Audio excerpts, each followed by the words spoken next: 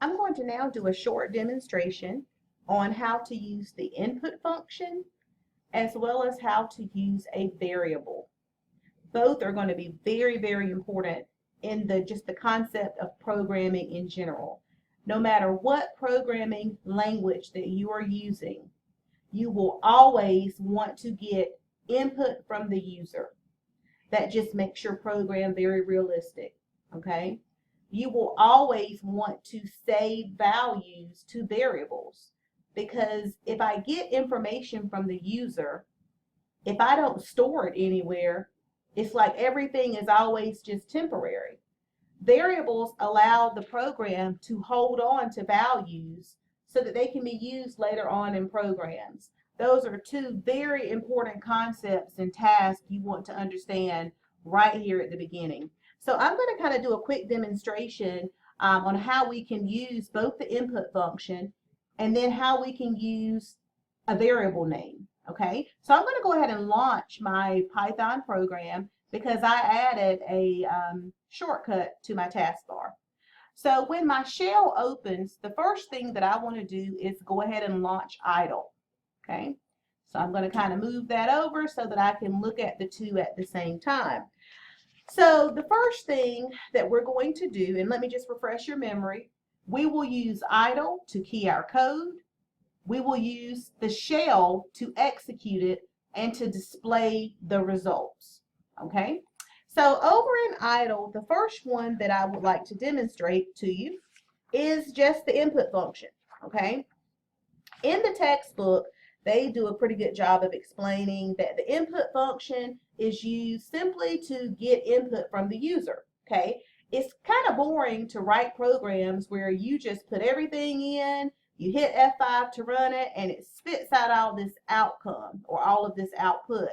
We want to be able to interact with the user. That just makes your program very flexible, very realistic, and it makes it so that it can be modified to different scenarios and situations. So I want to go over, again, the input function will allow you to get data or input from the user.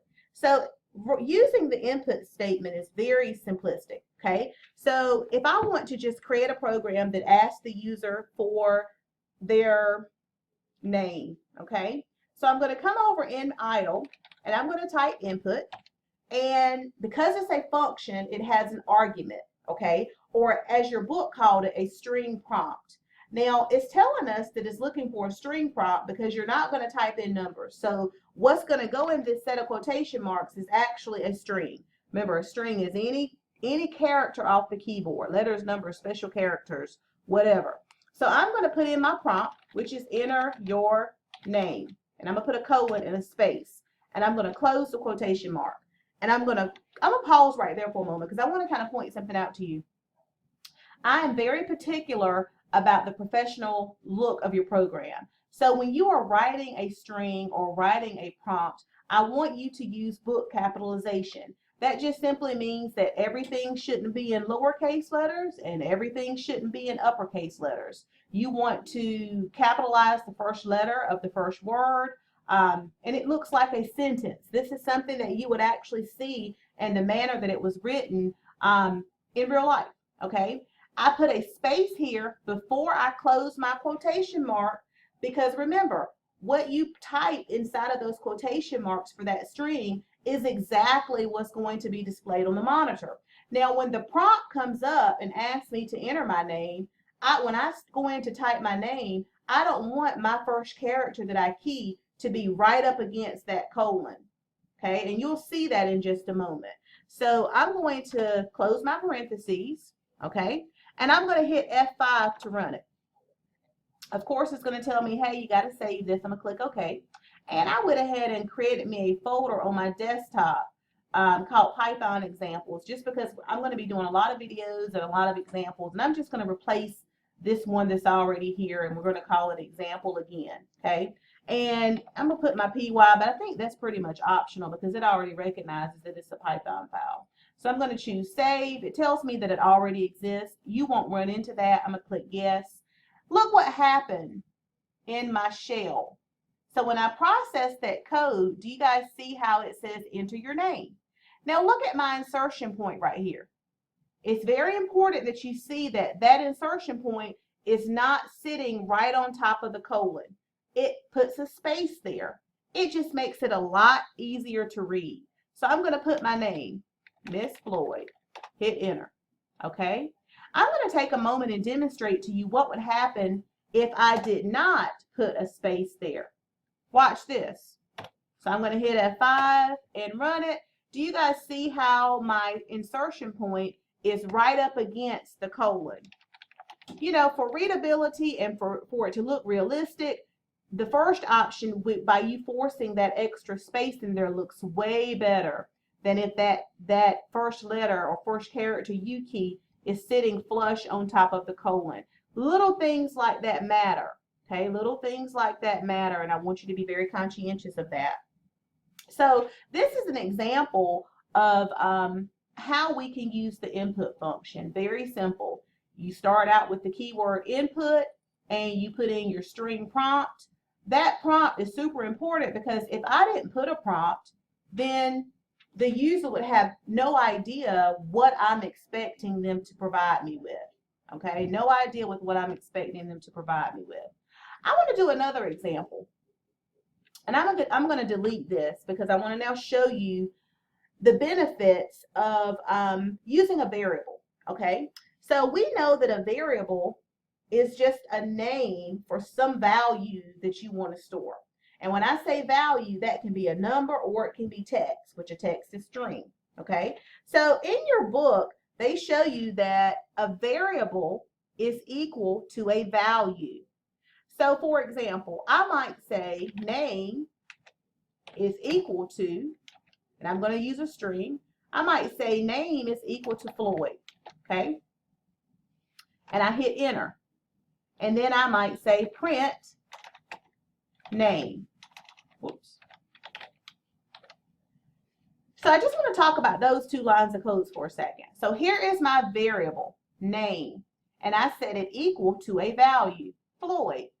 And then I say, well, print the value of name. When I run this, and I choose OK, it's going to print Floyd, okay? So this is how I am storing a value in a variable and later printing the value of that variable. I'll show you another example. Let's say if I wanted to assign the value of name, or let's say I change this to number. Number is equal to 40. And I say print number. And when I run this, so basically what I've done is I said this is my variable is equal to this value, which is 40. So print the value of number. So when I execute that, choose OK, it's going to actually print the value that's stored in that particular variable name. Okay?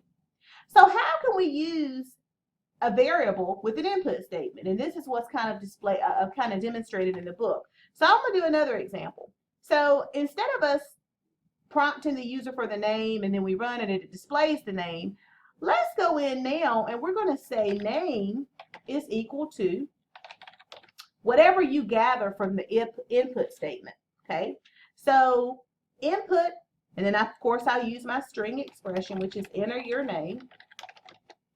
Okay, and I'm going to say print the value of name. I don't know why I keep forgetting to put my open and close parentheses.